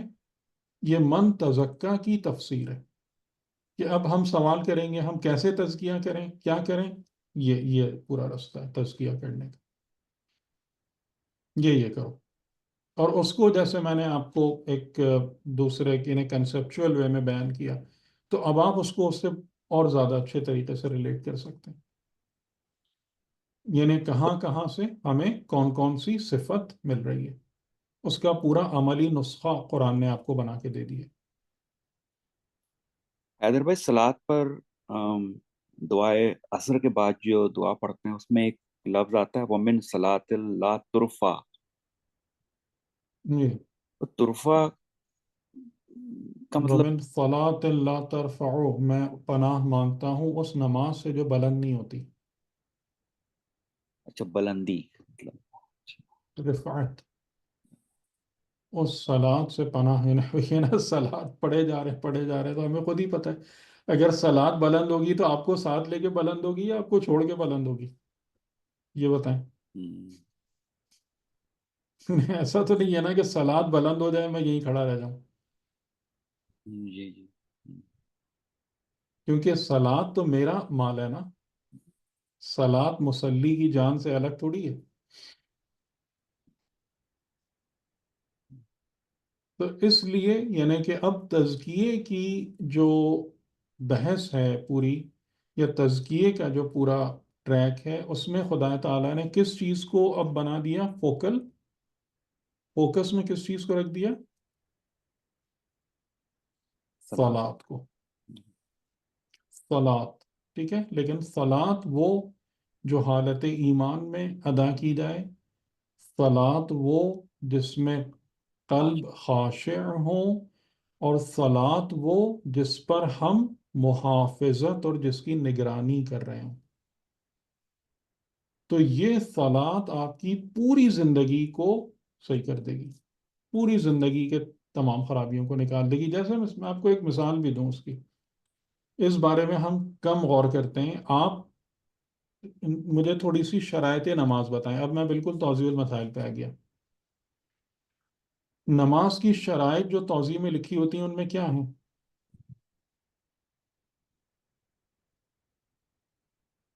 جی بتائیے، شرائط نماز کیا ہیں؟ شروع تو نیت ہوگی، اس کے بعد نہیں، شرائط نماز کا مطلب نماز سے پہلے کی چیزیں. ہاں تو نیت ہوگی، وضو ہوگا، ہاں وضو ہے. وضو طہارت. کیسے ہوگا؟ وضو پاک پانی سے ہوگا، خالص پانی سے ہوگا. ٹھیک ہے، یعنی اب آپ کو خود یہ چیز جو ہے نا یہ ایک پرک کرتی ہے. آب خالص کیوں؟ آب خالص کیوں؟ یعنی جو طہارت ہے، جو وضو ہے، آب خالص. ٹھیک ہے، بہرحال ان سب چیزوں کو ہم نے آداب الصلاۃ میں بہت تفصیل سے بات کی ہے. ٹھیک، اس کے بعد وضو، پھر جی وضو کے بعد کیا؟ آپ کا لباس پاک ہو. لباس. ٹھیک ہے، جو جگہ جس جگہ آپ نماز ادا کر رہے ہیں وہ پاک ہو، اور اس سے آگے بڑھ کر غصبی نہ ہو. اگر اس جگہ کا مالک آپ کو منع کر دے کہ آپ یہاں پر نماز نہیں ادا کر سکتے تو آپ نماز وہاں نہیں پڑھ سکتے. حق ضائع نہ ہو کسی کا. اتنی شرائط پوری کرنے کے بعد آپ نماز میں انٹر ہوتے ہیں فقہی اعتبار سے. وہ تو آداب الصلاۃ والی بات تو بہت آگے کی ہے. یعنی پاکیزگی، طہارت، خلوص اور امانت داری. نظر آ رہی ہے نا ہمیں؟ ٹھیک ہے، ان میں سے کوئی شرط، یعنی کہ یہ نماز یہ نہیں ہے کہ جی میں نے بڑی توجہ سے پڑھ لی، بڑی اچھی قرأت کر لی، یہ سب باتیں بہت بات کی ہیں. ان تمام چیزوں کا خیال رکھو، تب تم نماز کی حالت میں داخل ہو سکتے ہو. اور اگر یہ نہیں ہے، لباس پاک نہیں ہے، جگہ پاک نہیں ہے، جا نماز صحیح نہیں ہے اور جگہ غصبی ہے، تو پھر تو نماز شروع ہی نہیں ہو رہی.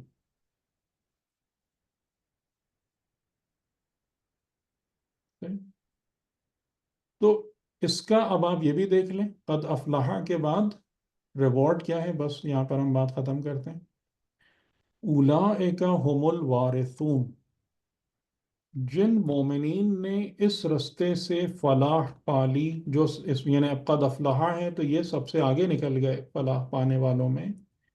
یہ وہ ہیں جو وارث ہیں. وارث کا مطلب کیا ہے کہ آپ کے نام اب ایک لیز آف اونرشپ ٹرانسفر ہو گئی. ٹھیک ہے، وارث ہو گئے، آپ اونر ہو گئے، مالک ہو گئے.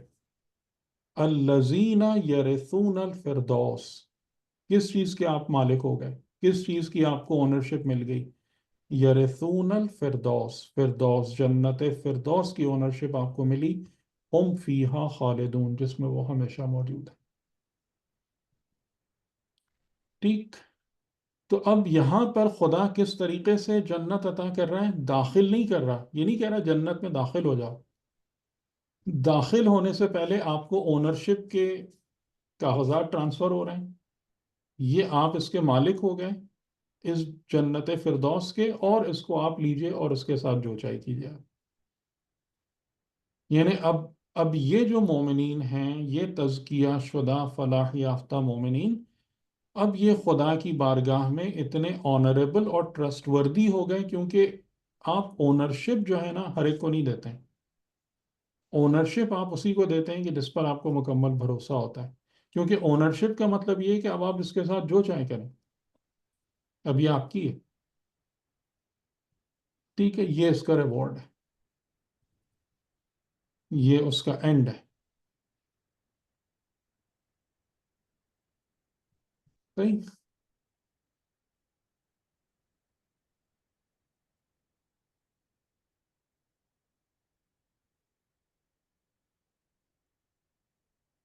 ٹھیک ہے، چلیں، اب کوئی بات تو نہیں، میں خیال ہے رات آپ کی طرف کافی ہو گئی ہوگی.